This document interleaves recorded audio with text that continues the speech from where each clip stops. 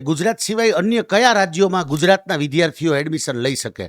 એટલે કે એવા કયા રાજ્યો છે કે જે ઓપન સ્ટેટની અંદર કન્સિડર થઈ રહ્યા છે? તો ચાલો આજે જોઈએ ઓપન સ્ટેટનું લિસ્ટ કે જેમાં પ્રાઇવેટ મેડિકલ કોલેજીસની અંદર ગુજરાતના રાજ્યમાંથી એડમિશન લઈ શકાય છે. તે ઉપરાંત પાન ઇન્ડિયામાંથી પણ સ્ટુડન્ટ્સ આવી કોઈ પણ રાજ્યના વિદ્યાર્થીઓ ત્યાં એડમિશન લઈ શકે છે. ઓપન સ્ટેટમાં સૌપ્રથમ વાત કરીએ તો કર્ણાટકા, ઉત્તર પ્રદેશ, રાજસ્થાન, કેરેલા, બિહાર, વેસ્ટ બેંગોલ, છત્તીસગઢ અને મધ્યપ્રદેશ.